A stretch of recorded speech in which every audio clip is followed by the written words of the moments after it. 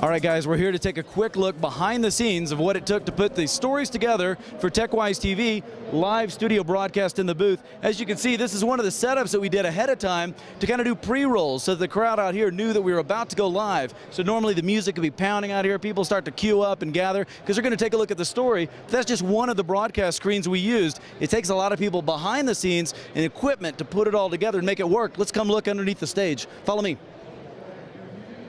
So back in this nondescript booth area, we have all the equipment hidden here, and you would never know how much is in here. Watch.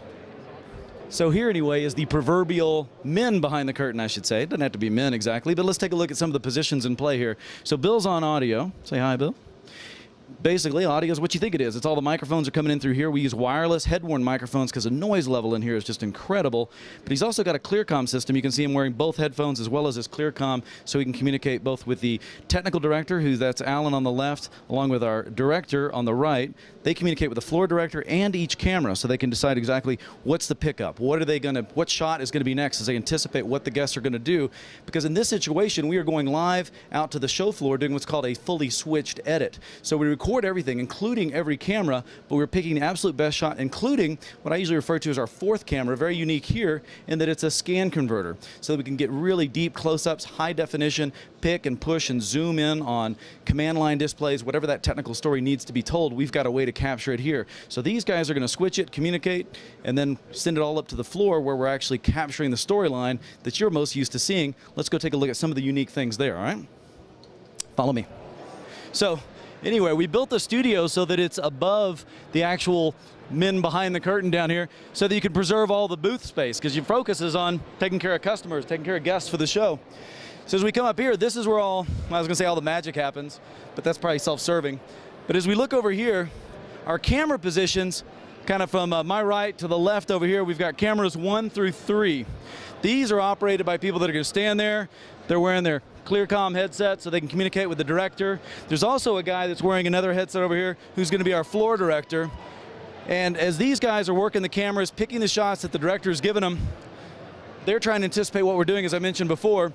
We've got a countdown clock where we always program just the amount of time that we're targeting so that as you add all the segments up together, pick exactly the amount of time, so as it all gets reassembled into a show, live or otherwise, we're gonna have a complete show that hits the targets that we want.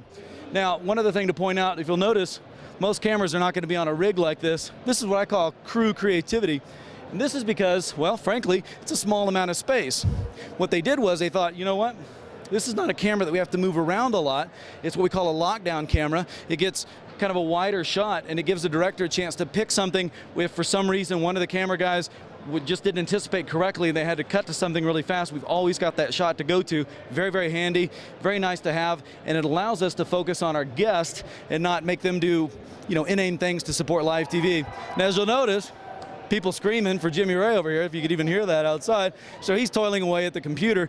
This is the same lab table that we carry around with us, anytime we get a chance to. Anytime we can, right. But this is the same lab table we use in our normal San Jose studios in Building 13.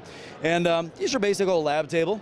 But a couple of things that are different or unique to TechWiseTV, and this is something we just somewhat learned over time through trial and error, is that engineers, who was our primary guest on the show, well, they're comfortable with a pen in their hand.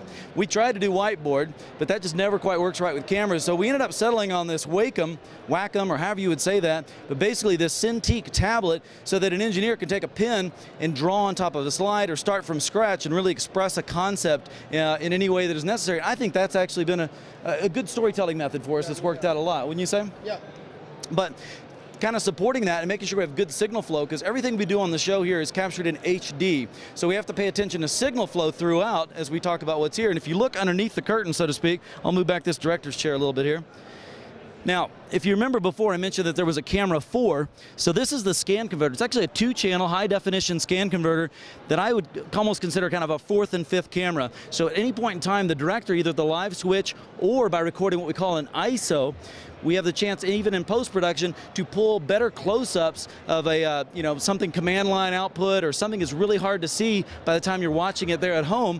That way we can really focus on exactly what is the right way to tell that story. Well, the scan converter is key to that, and then for getting a nice, smooth signal flow, for capturing that, we found that the Mac Mini is a nice, easy to carry, consistently capable device for connecting out. We run virtualization on that so that we can run Windows, as some people are coming in with Windows-dependent programs, of course.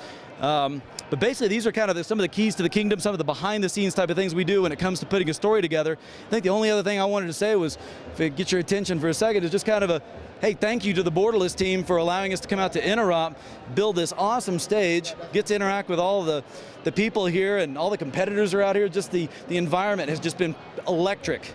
And anyway, hope that toyed a little bit of a help there behind the scenes. Take care.